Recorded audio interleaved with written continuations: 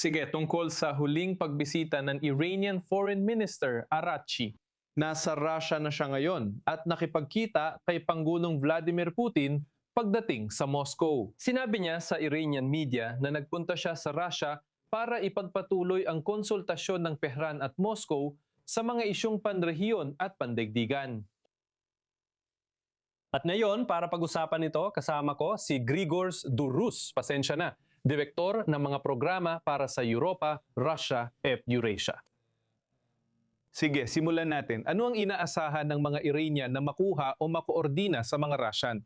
Suportang militar ba ito o suportang diplomatiko? Kumusta? Salamat sa imbitasyon. Sa tingin ko, ipinapakita ni Vladimir Putin na hindi malulutas ang malalaking krisis sa mundo nang wala ang Russia. Kaya parang may iba't ibang antas ng mensahe. Isa ito para sa Washington, na kayang gumanap ng Russia ng papel sa pagpapanatili sa Iran sa negosasyon at sa pag-usad sa direksyong nais ng Washington. Pangalawa ay para sa mga Europeo, na hindi sila kasing halaga ng gusto nila. At syempre, para rin sa China. Ipinapakita na mahalaga ang Russia sa gitnang silangan at sa Global South sa pangkalahatan. Ipinapakita na may pamumuno sa labas ng Estados Unidos at na mas mahalaga ang Russia ngayon kaysa dati. Pangalawa, syempre, ay ang Iran at si kalihim ng ugnayang panlabas Basarashi na nagsisikap tiyakin na ang Iran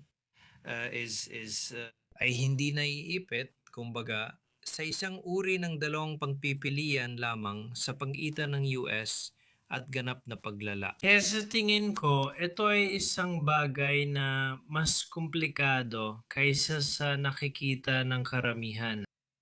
Sinusuri natin dito ang mas malawak na geopolitical na ugnayan.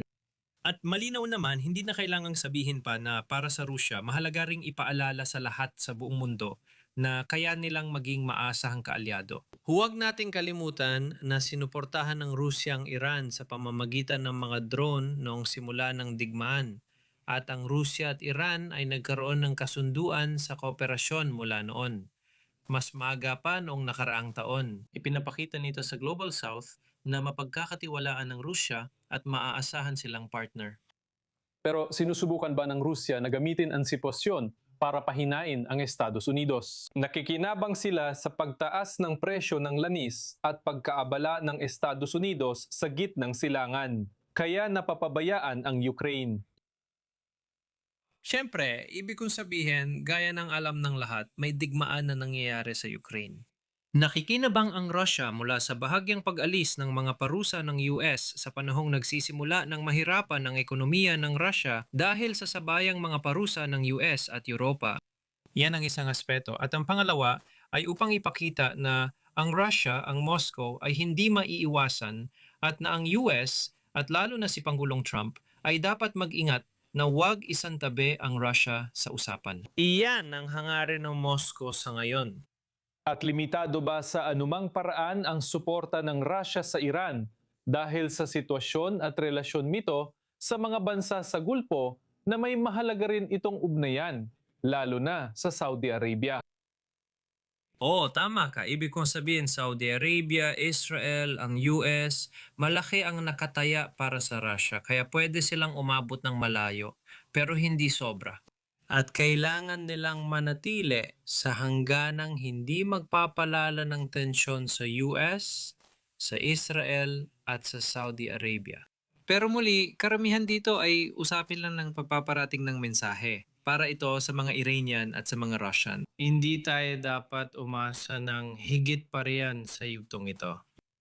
Tama, Grigor Durrus, Direktor ng mga programa sa Europa, Russia at Eurasia ng Chatham House. Salamat sa pagsama sa amin.